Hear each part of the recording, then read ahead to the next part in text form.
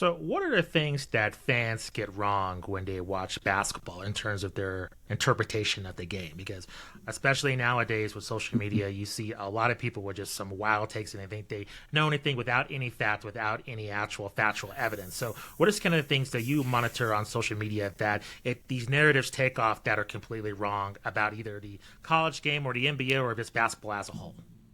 I think there's one of the most common things is defense. I think fans in general, and I would say to some degree, even people who watch and study the game a lot, understanding defense is hard because it is often, especially in a half court, it's very much a team thing. And we look at shot contesting as such an important factor, but there's all sorts of other things that do matter, and sometimes we overlook them. Dylan Brooks is great at contesting shots, but he also fouls a ton. And we're like, oh well, he's just doing that. Like, okay, it's okay.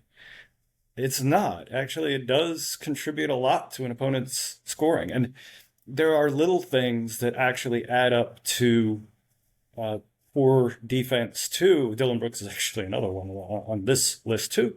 When you commit a technical foul, you are giving points away. And people are like, oh, that doesn't matter. It actually does for these guys who commit a lot of these every year. If you are committing the maximum, you are giving away half a win right there. And it's non-trivial. This sort of stuff, I think people don't look at. But defense in general, people don't look at how important it is to create turnovers. They may for the most extreme guys who are getting steals, Dyson Daniels, those kind of guys, but not they don't look at it for some of these other guys who actually create turnovers, not necessarily with a steal, but they take a charge, and that doesn't show up very well. So illustrating some of that stuff to people, I think when we do player metrics, and this is one of the things that we'll have out on ESPN in the next month, is we're going to have a player metric that captures a lot of this, that captures what goes on outside the basic box score stats.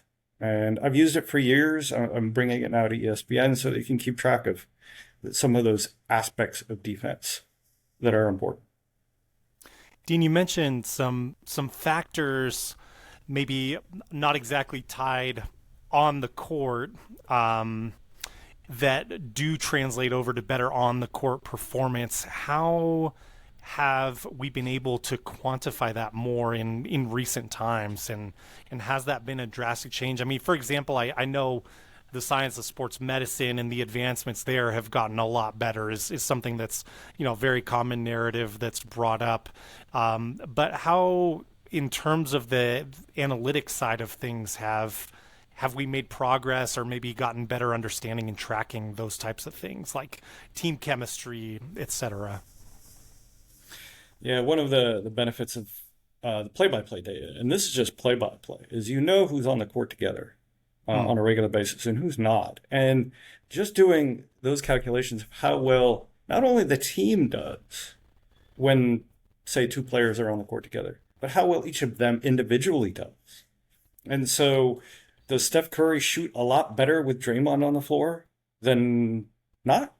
Yeah, actually, it does seem to matter. Does And I'm looking at one of the examples that I'm Kevon Looney was a tremendous offensive rebounder when Steph was on the court and they would run those splits. Hmm. And like both the defenders would jump out on Steph and Steph would take the shot. And Kevon Looney had nobody there to box him out. Things like that definitely show up. And that's without anything beyond play by play. Play by play, beyond the play by play, the tracking data gives you the potential for so much more. And I think we're trying to understand some of that, uh, how much, for instance, how much a player fades away on their jump shot and thing. How much does that matter? How much can you coach it? Because if you're seeing certain players for whom that matters and makes them worse, you want to coach it away. And then the analytics that you have to help you on that go beyond the games. It goes into what you are doing in practice. And you have to start tracking that stuff too.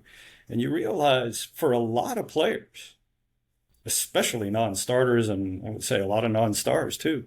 The majority of their shots are in practice, and teams have that data. You have to deal with it in a different way because a lot of it's not competitive. There's not someone contesting a shot, things like that. But you can work with that too, and it's important to do so.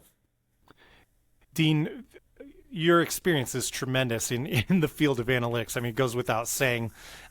Curious to know what you have seen hands-on in terms of the evolution of the use of analytics in the league in general. I mean, you're a pioneer in analytics in the NBA specifically. What did that look like when you were starting out, and what does that look like now? Well, I'll actually start with the players on this side. So when I first got into this, there were some news stories that kind of, oh, well, they're bringing numbers. It was before the word analytics kind of existed. So I joined Seattle originally, and there were stories there. And so Ray Allen, like, he heard about it. And then some of the other guys on the team heard about it. But they didn't know what to do with it. And I didn't know really how to bring it to them. They were aware of it.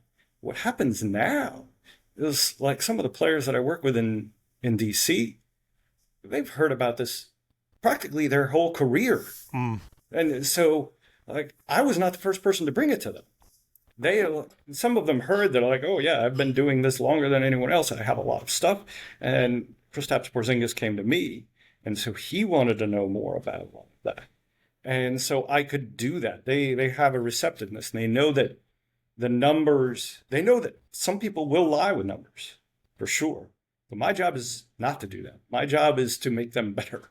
My job is to give them tools to make them better. So I think at the player level, it's kind of huge. These players are modern players. They know, they've heard analytics since they were a kid, except for LeBron. He's a whole other case. But I think within organizations, there's the front office, there's scouting, and then there's the coaches. And to some degree, that receptiveness has kind of grown more slowly. I would say the front office has grown fairly quickly because there were advantages to be gained on the draft. You could identify potential misses, and potential makes a lot better. And we see some of those guys. I ended up talking about the Champagne brothers, twins, the other day, and internally, and just talking about how, yeah, number-wise, those guys, like, why weren't they drafted? It's not that they're going to be superstars, but yeah, these are guys who had a pretty good chance at a decent career. And so that kind of stuff can come out of the numbers. None of those are perfect, but as I say, like, they didn't really get drafted, and this is fairly recent. But in general, front offices have adopted pretty quick. Coaches take a little bit longer, and in part because the analytics wasn't there to help them. I mean, think about it. How do you use numbers that are coming from the games to really teach the process that a coach is, where a player should be on the floor, and that kind of thing?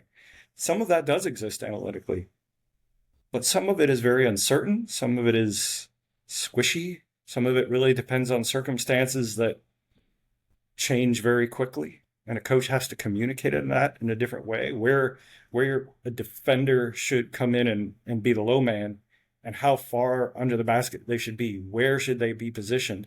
Some of this stuff really depends upon, okay, did the ball handler from the point position put the ball on the floor 1 second ago or 1.4 seconds ago? And how do you coach it?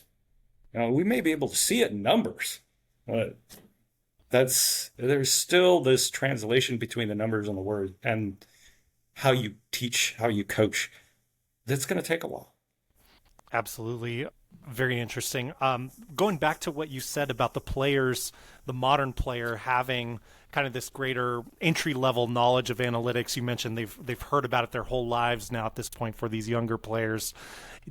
Is that typically, if you're talking to a player about analytics, is it helpful that they have that entry-level knowledge, or I guess I'm wondering, was it a little easier when they were maybe more of a blank slate about the info? I think it's easier now. I think there are, of course, exceptions, for sure. There are some players who have gotten to the NBA and they heard about the analytics and like, I'm not really a numbers guy. And so they may have formed some sort of notion based upon something being told to them that wasn't quite right in the past or wasn't as open to interpretation as it probably should have been. And so they can have a preconceived notion against it. But I think for the most part, players 20 years ago had that notion against it built in anyway. Not all of them, as I say, but so yeah, it's been a nice little learning curve over 20 years.